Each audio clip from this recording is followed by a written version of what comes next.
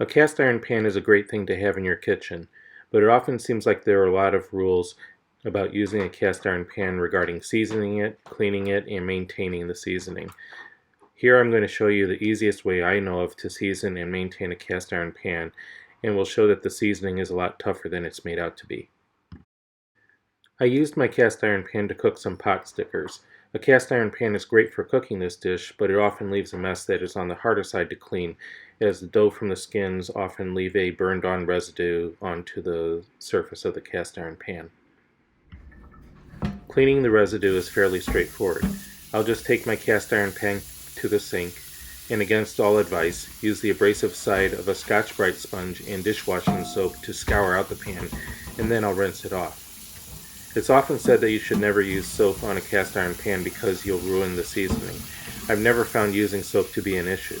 I don't always use soap, but I don't have an issue doing so if there's a mess that needs it.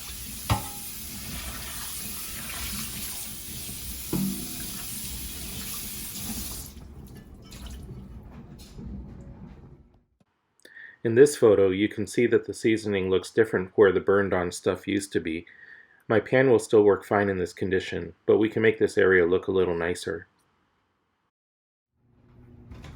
The first step is to get the pan completely dry from the water from washing the pan.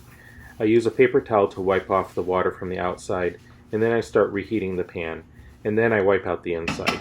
The heat from the stove will get rid of the trace amount of water that's left behind.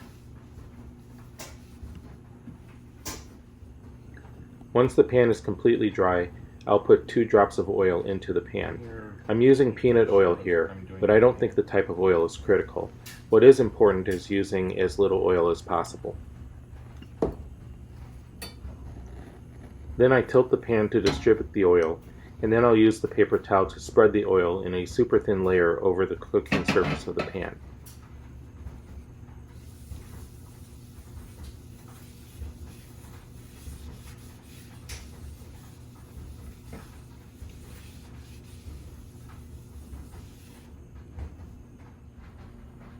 After that, it's just a matter of waiting until the bottom of the pan starts to smoke across its surface.